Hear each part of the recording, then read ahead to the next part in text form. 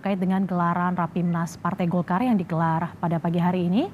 Kami masih bersama Direktur Lingkar Madani Indonesia, Bung Rey Rangkuti. Siap. Bung Rey, jika memang hari ini berdasarkan Rapimnas, Gibran akan ditetapkan menjadi bakal calon wakil presiden yang akan mendampingi Pak Prabowo sebagai kader PDIP, konsekuensi apa yang kemungkinan bisa akan diterima oleh Gibran? Ya, pertama Gibran masih tetap sebagai anggota PDI Perjuangan secara formal kan. Ya. Karena kalau beliau menyatakan tidak mundur atau tidak dimundurkan oleh PDI Perjuangan, artinya beliau tetap tercatat sebagai anggota PDI Perjuangan kan. Nah, saya nggak tahu nanti di lingkungan koalisinya Pak Prabowo sendiri, apakah mereka akan menerima situasi itu atau tidak, itu kan lingkungan koalisinya Pak Prabowo sendiri yang akan memutuskan kan gitu.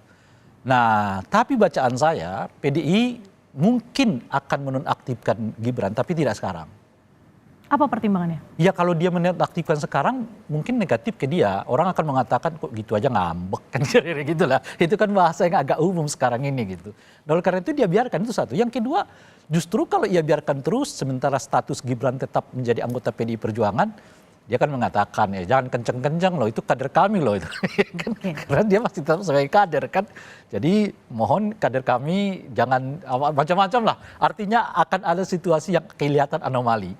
Bagaimana kader aktif dari sebuah partai politik dicalonkan sebagai calon wakil presiden oleh partai politik yang lain gitu. Itu kan anomali itu makin kuat gitu. Nah, itu konsekuensi yang mungkin ya diterima oleh Gibran kalau tidak ada kejelasan status ini. Apakah beliau tetap menjadi anggota PDI Perjuangan atau beliau memilih untuk hengkang dari PDI Perjuangan masuk ke anggota partai politik yang lain atau tidak masuk dan dia menjadi independen sendiri di situ gitu. Nah, tapi yang saya sebutkan tadi itu, ini semuanya kayaknya tergantung di Gibrannya nih. Kalau PDI kayaknya nggak akan ambil langkah tegas?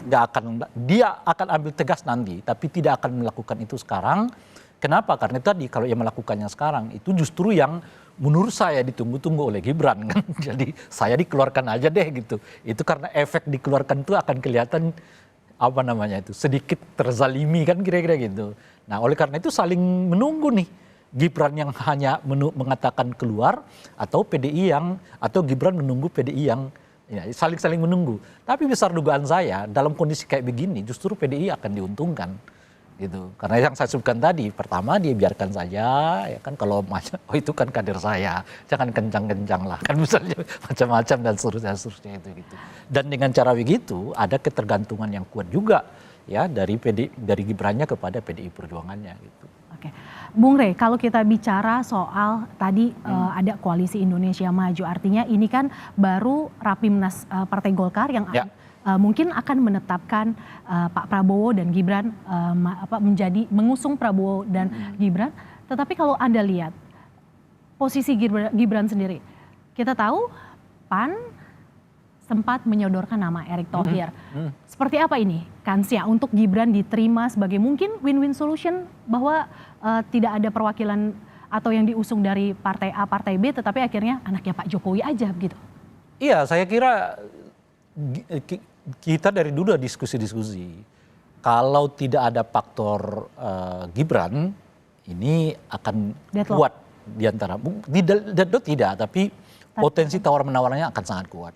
Karena PAN mendorongkan AHY, kemudian Golkar mendorong PAN mendorong Pak Erick Thohir, kemudian Golkar mendorong Airlangga Hartarto, dan dua-duanya memiliki posisi yang cukup kuat.